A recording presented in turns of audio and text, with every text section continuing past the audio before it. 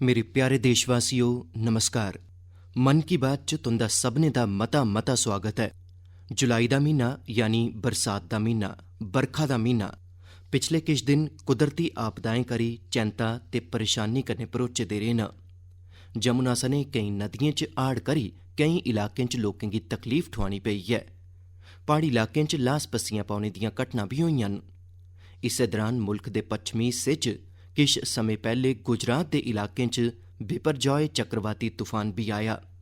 पर साथियो, इनें आपदाएं बश्कार असें सभनें देशवासियें भी दस्सेआ ऐ जे सांझे जतनें दी ताकत केह् होंदी ऐ। मकामी लोकें, साढ़े NDRF दे जवानें, मकामी प्रशासन दे लोकें दिन रात लाइयै ऐसी आपदाएं दा मुकाबला कीता ऐ।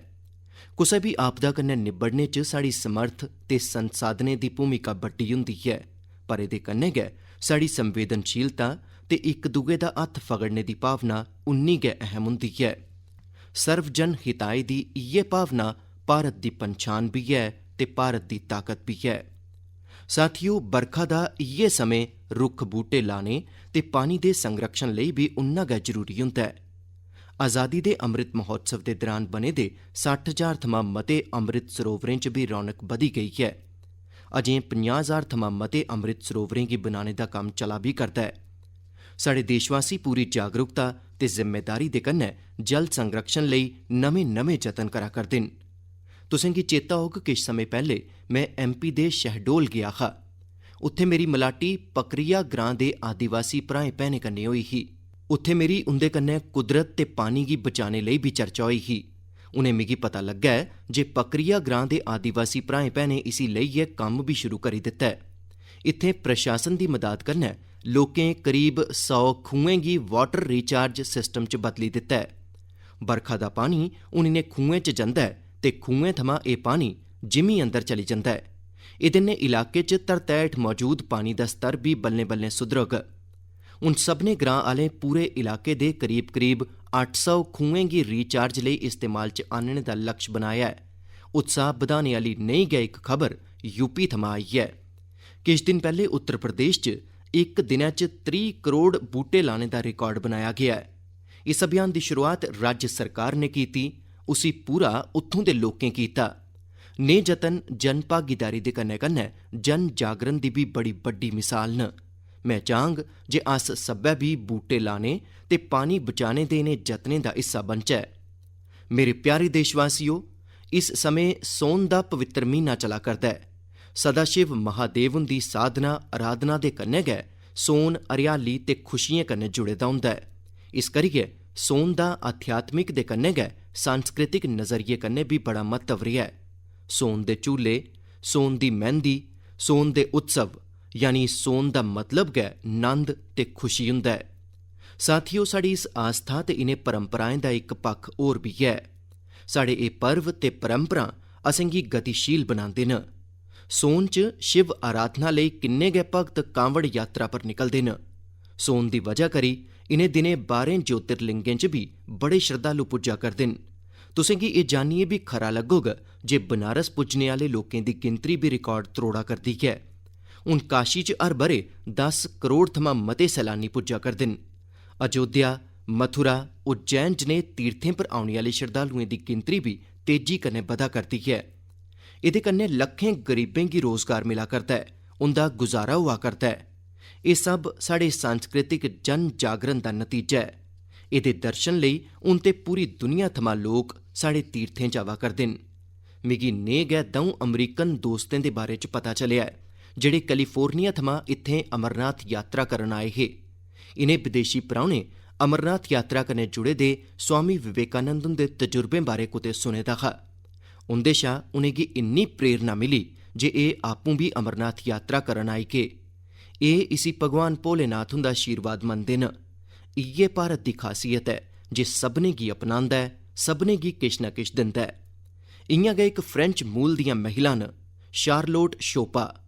पिछले दिनें जिसलै मैं फ्रांस गेआ हा तां इंदे कन्नै मेरी मलाटी होई ही। शार्लोट शोपा योग दा अभ्यास करने आह्लियां न, योग टीचर न ते उंदी उमर 100 ब'रें थमां भी मती ऐ। ओह् सेंचुरी पार करी चुकी दियां न। ओह् पिछले 40 ब'रें थमां योग दा अभ्यास करा करदियां न। ओह् अपनी सेह्त ते 100 ब'रें दी इस उमर दा श्रेय योग गी गै दिंदियां न। ओह् दुनिया च भारत दे योग विज्ञान ते एह्दी ताकत दा इक प्रमुख चेहरा बनी गेइयां न। इंदे थमां हर कुसै गी सिक्खना लोड़चदा ऐ। अस ना छड़ा अपनी विरासत गी अंगीकार करचै सगुआं उसी जिम्मेदारी दे कन्नै दुनिया दे सामने पेश बी करचै। ते मिगी खुशी ऐ जे नेहा गै इक जतन इनें दिनें उज्जैन च चला करदा ऐ। इत्थें मुल्ख भरै दे 18 चित्रकार पुराणे पर आधारित आकर्शक चित्रकथां बना करदे न। एह् चित्र बूंदी शैली, नाथ द्वारा शैली, प्हाड़ी शैली ते अपभ्रंश शैली जनेही केईं टकोह्दी शैलियें च बनङन। इनेंगी उज्जैन दे त्रिवेणी अजैब घर च प्रदर्शित कीता जाग। यानी किश समें परैंत जिसले तुस उज्जैन जागे तां महाकाल महालोक दे कन्नो कन्नी इक होर दिव्य थाह्रा दे तुस दर्शन करी सकगेओ। साथियो, उज्जैन च बना'रदी इनें चित्रकलाएं दी गल्ल करदे होई मिगी इक होर अनोखी पेंटिंग दा चेता आई गेआ ऐ। एह् पेंटिंग राजकोट दे इक कलाकार प्रभात सिंह मोडभाई बरहाट जी होरें बनाई ही। एह् पेंटिंग छत्रपति वीर शिवाजी महाराज हुंदे जीवन दे इक प्रसंग पर आधारित ही। कलाकार प्रभात भाई होरें दर्शाया हा जे छत्रपति शिवाजी महाराज राज्याभिषेक दे बाद अपनी कुलदेवी तुलजा माता हुंदे दर्शन करन जा'रदे हे तां उस समें केह् माहौल हा। अपनी परंपराएं, अपनी धरोहरें गी जीवंत रखने लेई असेंगी उनेंगी सहेजना हुंदा ऐ, उनेंगी जीना हुंदा ऐ, उनेंगी अगली पीढ़ी गी सखाना हुंदा ऐ। मिगी खुशी ऐ जे अज्ज इस दिशा च नेकां जतन होआ करदे न। मेरे प्यारे देशवासियो, केईं बारी जिसले अस इकोलॉजी, फ्लोरा, फौना, बायोडाइवर्सिटी जनेह् लफ्ज़ सुनने आं तां किश लोकें गी लगदा ऐ जे एह् ते माहिराना विशे न, इंदे कन्नै जुड़े दे माहिरें दे विशे न, पर ऐसा नेईं ऐ। जेकर अस वाकई कुदरत कन्नै प्यार करने आं तां अस अपनी निक्की निक्की कोशिशें कन्नै बी मता किश करी सकने आं। तमिलनाडु च वाडावल्ली दे इक साथी न सुरेश राघवन जी। राघवन जी होरें गी पेंटिंग दा शौक है। तुस जानदे हो, पेंटिंग कला ते कैनवस कन्नै जुड़े दा कम्म है। पर राघवन जी होरें तय कीता जे ओह् अपनी पेंटिंगें दे राहें रुक्ख बूह्टें ते जीएं जैंतुएं दी जानकारी गी संरक्षित करङन। ओह् बक्ख-बक्ख फ्लोरा ते फौना दियां पेंटिंगां बनाइयै उंदे कन्नै जुड़ी दी जानकारी दा दस्तावेजीकरण करदे न। ओह् अजें तगर दर्जनें ऐसी चिड़ियें दी, पशुएं दी, ऑर्चिड्स दी पेंटिंगां बनाई चुके दे न जेह्ड़े विलुप्त होने दी कगार पर न। कला दे राहें कुदरत दी सेवा करने दी एह् मिसाल वाकई अनोखी ऐ। मेरे प्यारे देशवासियो, अज्ज मैं तुसें गी इक होर दिलचस्प गल्ल भी दस्सना चाह्न्नां। किश दिन पैह्ले सोशल मीडिया पर इक अनोखा क्रेज़ नजरी आया। अमरीका ने असेंगी 100 शा मतियां दुर्लभ ते प्राचीन कलाकृतियां वापस कीतियां न। इस खबर दे सामने औने दे बाद सोशल मीडिया पर इनें कलाकृतियें गी लेइयै बड़ी चर्चा होई। युवाएं च अपनी विरासत दे प्रति गर्व दी भावना नजरी आई। भारत परतोई दियां एह् कलाकृतियां 2500 ब'रें शा लेइयै 250 ब'रें तगर परानियां न। तुसें गी इब्बी जानियै खुशी होग जे इनें दुर्लभ चीजें दा सरबंध देशै दे बक्ख-बक्ख इलाकें कन्नै ऐ। एह् टेराकोटा, पत्थर, धातु ते लकड़ी दे इस्तेमाल कन्नै बनाई गेदियां न। इंदे चा किश ते ऐसियां न जेह्ड़ियां तुसें गी हैरानगी कन्नै भरी देङन। तुस इनेंगी दिखगे तां दिखदे गै रेही जागे। इंदे च 11वीं सदी दा इक खूबसूरत सैंडस्टोन स्कल्पचर भी तुसें गी दिक्खने गी मिलोग। एह् नृत्य करा करदी इक अप्सरा दी कलाकृति है जेह्दा सरबंध मध्य प्रदेश कन्नै है। चोल युग दी केईं मूर्तियां भी इंदे च शामल न। देवी ते भगवान मुर्गन हुंदियां प्रतिमां ते 12वीं सदी दियां न ते तमिलनाडु दी वैभवशाली संस्कृति कन्नै जुड़ी दियां न। भगवान गणेश हुंदी करीब 1000 ब'रे परानी कैं दी प्रतिमा भी भारत गी परताई गेई है। ललितासन च बैठे दे उमा महेश्वर हुंदी इक मूर्ति 11वीं सदी दी दस्सी जंदी है जेह्दे च ओह् दौनें नंदी पर आसीन न।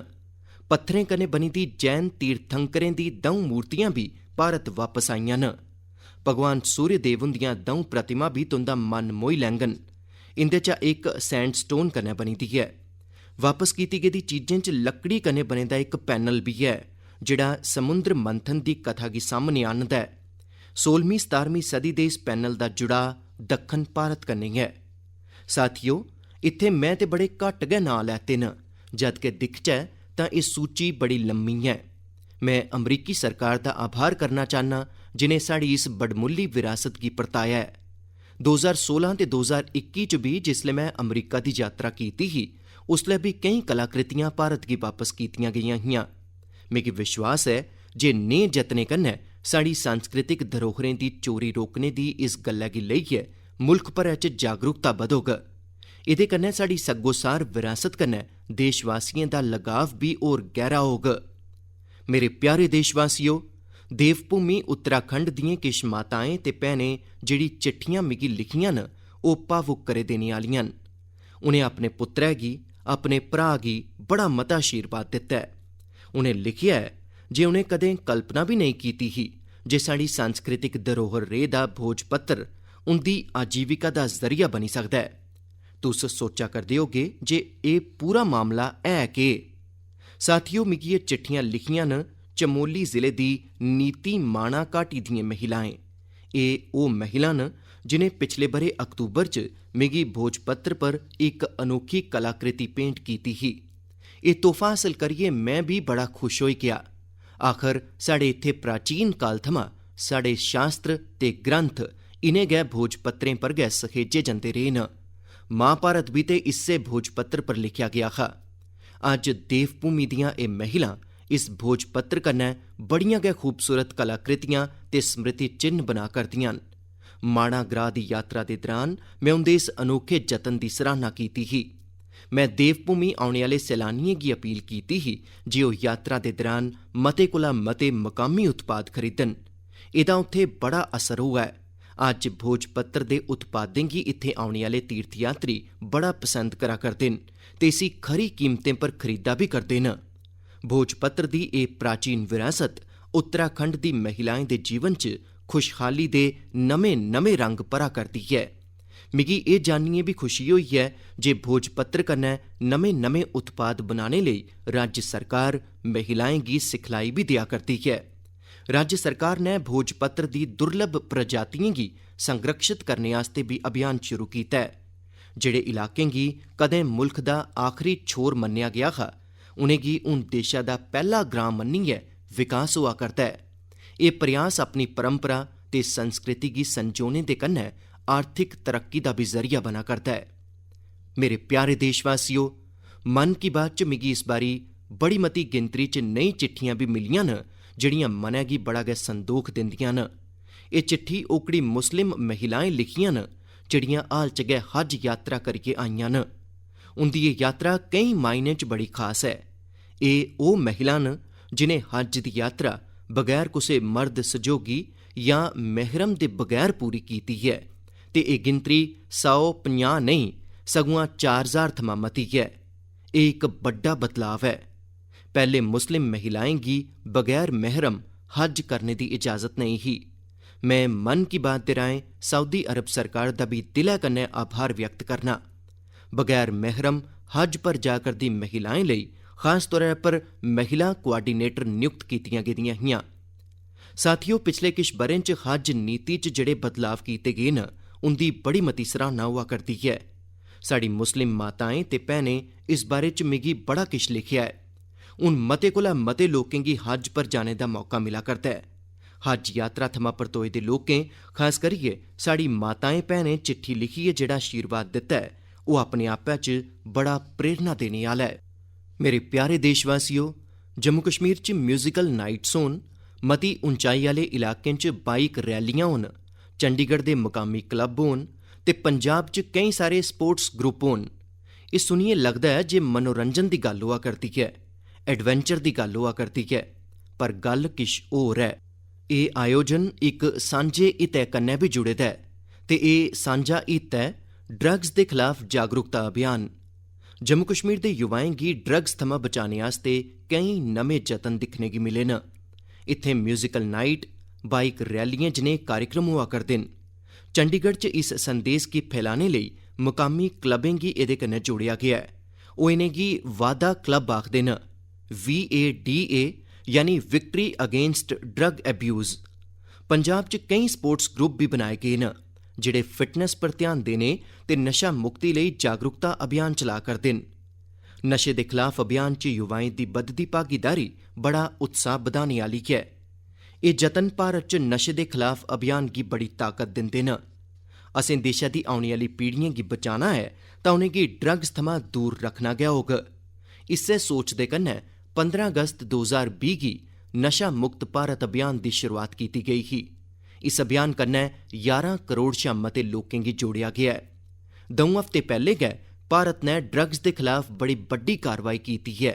ड्रग्स दी करीब 1.5 लक्ख किलो दी खेप गी जब्त करने दे बाद उसी नष्ट कर दित्ता गया है। भारत नै 10 लक्ख किलो ड्रग्स गी तबाह करने दा अनोखा रिकार्ड भी बनाया है। इनें ड्रग्स दी कीमत 12,000 करोड़ रुपए थमां भी मती ही। मैं उनें सभनें दी सराहना करना चाह्न्नां जेह्ड़े नशा मुक्ति दे इस नेक अभियान च अपना योगदान देआ करदे न। नशे दी लत्त ना छड़ा परोआर सगुआं पूरे समाज लेई बड्डी परेशानी बनी जंदी है। नेह् च एह् खतरा म्हेशां लेई खत्म होऐ, एह्दे लेई जरूरी है जे अस सब्भै इकजुट होइयै इस दिशा च अग्गे बधचै। मेरे प्यारे देशवासियो, जिसले गल्ल ड्रग्स ते युवा पीढ़ी दी होआ'रदी ऐ तां मैं तुसें गी मध्य प्रदेश दी इक प्रेरणा देने आह्ली यात्रा दे बारे च भी दस्सना चाह्न्नां। एह् प्रेरणा देने आह्ली यात्रा ऐ मिनी ब्राज़ील दी। तुस सोचा करदे होगे जे मध्य प्रदेश च मिनी ब्राज़ील कुत्थुआं आई गेआ? इ'यै ते ट्विस्ट है। MP दे शहडोल च इक ग्रां है बिचारपुर। बिचारपुर गी मिनी ब्राज़ील आखेआ जंदा है। मिनी ब्राज़ील इस करियै की जे एह् ग्रां अज्ज फुटबाल दे उभरदे सितारें दा गढ़ बनी गेआ है। जिसले किश हफ्ते पैह्ले मैं शहडोल गेआ हा तां मेरी मलाटी उत्थे नेह् बड़े सारे फुटबाल खडारियें कन्नै होई ही। मिगी लग्गा जे इस बारे च साढ़े देशवासियें गी ते खास करियै युवा साथियें गी पक्क गै जानना लोड़चदा है। साथियो, बिचारपुर ग्रां दे मिनी ब्राज़ील बनने दी यात्रा 2-2.5 दहाके पैह्ले शुरू होई ही। उस दौरान बिचारपुर ग्रां गैर कानूनी शराब लेई बदनाम हा, नशे दी गिरफ्त च हा। इस माहौल दा सभनें शा बड्डा नुकसान इत्थें दे युवाएं गी होआ करदा हा। इक साबका राश्ट्री खडारी ते कोच रईस अहमद होरें इनें युवाएं दी प्रतिभा गी पन्छानेआ।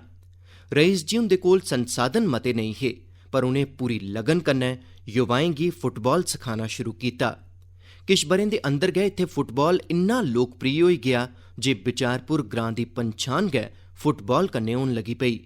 हून इत्थें फुटबाल क्रांति नां कन्नै इक प्रोग्राम भी चला करदा है। इस प्रोग्राम दे तैह्त युवाएं गी इस खेड कन्नै जोड़ेआ जंदा है ते उनेंगी सिखलाई दित्ती जंदी है। एह् प्रोग्राम इन्ना कामयाब होआ ऐ जे बिचारपुर थमां राश्ट्री ते राज्य स्तर दे 40 कोला मते खडारी निकले न। एह् फुटबाल क्रांति हून बल्लें बल्लें पूरे इलाके च फैला करदी है। शहडोल ते ओह्दे आले दुआले दे बड़े बड्डे इलाके च 1200 शा मते फुटबाल क्लब बनी चुके दे न। इत्थुआं बड़ी मती गिनतरी च नेह् खडारी निकला करदे न जेह्ड़े राश्ट्री स्तर पर खेढा करदे न। फुटबाल दे केईं बड्डे साबका खडारी ते कोच अज्ज इत्थें युवाएं गी सिखलाई देआ करदे न। तुस सोचो, इक आदिवासी इलाका जेह्ड़ा गैर कानूनी शराब लेई जानेआ जंदा हा, नशे लेई बदनाम हा, हून देशा दी फुटबाल नर्सरी बनी गेआ है। इस्सै करियै ते आखदे न, जहां चाह वहां राह। साढ़े देशा च प्रतिभाएं दी कमी नेईं है, लोड़ ऐ तां उनेंगी तलाशने दी ते तराशने दी। एह्दे बाद इ'यै युवा देशा दा नां रोशन भी करदे न ते देशा दे विकास गी दिशा भी दिंदे न। मेरे प्यारे देशवासियो, आज़ादी दे 75 ब'रे पूरे होने दे मौके पर अस सब्भै पूरे जोश कन्नै अमृत महोत्सव मना करने आं। अमृत महोत्सव दे दौरान देशा च करीब 2 लक्ख कार्यक्रमें दा आयोजन कीता गेआ है। एह् कार्यक्रम इक कोला बधियै इक रंगें कन्नै सज्जे दे हे, बन्न सबन्नता कन्नै भरोचे दे हे। इनें आयोजनें दी इक खूबसूरती इब्बी रेही जिंदे च रिकार्ड गिनतरी च युवाएं हिस्सा लैता। इस दौरान साढ़े युवाएं गी देशा दी महान विभूतियें दे बारे च मता किश जानने गी मिलेआ। पैह्ले किश म्हीनें दी गै गल्ल करचै तां जन भागीदारी कन्नै जुड़े दे केईं दिलचस्प कार्यक्रम दिक्खने गी मिले। नेहा गै इक कार्यक्रम हा दिव्यांग लखारियें लेई राइटर्स मीट दा आयोजन। एह्दे च रिकार्ड गिनतरी च लोकें दी हिस्सेदारी दिक्खी गेई। उत्थे गै आंध्र प्रदेश दे तिरुपति च राश्ट्री संस्कृत सम्मेलन दा आयोजन होआ। अस सब्भै जानने आं जे साढ़े इतिहास च किलें दा, फोर्ट्स दा किन्ना म्हत्तव रेह् दा ऐ। इस्सै गी दर्शाने आह्ला इक अभियान किले और कहानियां यानी फोर्ट्स कन्नै जुड़ी दियां क्हानियां भी लोकें गी मती पसंद आईयां। साथियो, अज्ज जिसले देशा च चतरफा अमृत महोत्सव दी गूंज ऐ, 15 अगस्त कोल गै ऐ, तां देशा च इक होर बड्डे अभियान दी शुरुआत होन जा'रदी ऐ। शहीद वीर वीरांगनाएं गी सम्मान देने लेई मेरी माटी मेरा देश अभियान शुरू होग। इहदे तैह्त मुल्क भरै च साढ़े अमर बलिदानियें दी संभालै च नेकां कार्यक्रम आयोजित होङन। इनें विभूतियें दी याद च देशै दी लक्खें ग्राम पंचायतें च खास शिलालेख बी स्थापित कीते जाङन। इस अभियान दे तैह्त मुल्क भरै च अमृत कलश यात्रा बी कड्डी जाग। देशै दे ग्रां ग्रां थमां कोने कोने थमां 7500 कलशें च मिट्टी लेइयै एह् अमृत कलश यात्रा देशै दी राजधानी दिल्ली पुजङन। एह् यात्रा अपने कन्नै देशै दे बक्ख-बक्ख हिस्सें थमां पौधे लेइयै बी औग। 7500 कलश च आई दी मिट्टी ते पौधें कन्नै मलाइयै भी नेशनल वार मेमोरियल दे नेड़े अमृत वाटिका दा निर्माण कीता जाग। एह् अमृत वाटिका एक भारत श्रेष्ठ भारत दी भी बड़ी गै भव्य प्रतीक बनोग। मैं पिछले ब'रे लाल किले परा अगले 25 ब'रें दे अमृतकाल लेई 5 प्राण दी गल्ल कीती ही। मेरी माटी मेरा देश अभियान च हिस्सा लेइयै अस इनें 5 प्राणें गी पूरा करने दी सगंध बी चुकगे। तुस सब्भै देशै दी पवित्र मिट्टी गी हत्थै च लेइयै सगंध लैंदी होई अपनी सैल्फी गी yuva.gov.in पर पक्क गै अपलोड करो। पिछले ब'रे स्वतंत्रता दिवस दे मौके पर हर घर तिरंगा अभियान लेई जियां पूरा मुल्ख किट्ठा होई गेआ हा, उआं गै असें इस बारी भी हर घर तिरंगा फहराना ऐ ते इस परंपरा गी लगातार अग्गे बधाना ऐ। इनें जतनें कन्नै असेंगी अपनी जिम्मेदारियें दा एहसास होग, देशै दी आज़ादी लेई दित्ते गेदे अनगिनत बलिदानें दा एहसास होग, आज़ादी दे मुल्ल दा एहसास होग। इस करियै हर देशवासी गी इनें जतनें कन्नै पक्क गै जुड़ना लोड़चदा ऐ। मेरे प्यारे देशवासियो, मन की बात च अज्ज बस इन्ना गै। हुण किश गै दिनें च अस 15 अगस्त आज़ादी दे इस महान पर्व दा हिस्सा बनगे। देशै दी आज़ादी लेई मरी मिटने आह्लें गी सदा चेता रखना ऐ। असें उंदे सुखनें गी सच करने आस्ते दिन रात मेहनत करनी ऐ ते मन की बात देशवासियें दी इस्सै मेहनत गी, उंदे सांझे जतनें गी सामने आह्नने दा गै इक जरिया ऐ। अगली बारी किश नमें विशें दे कन्नै तुंदे ने मलाटी होग। मता धन्नवाद। नमस्कार।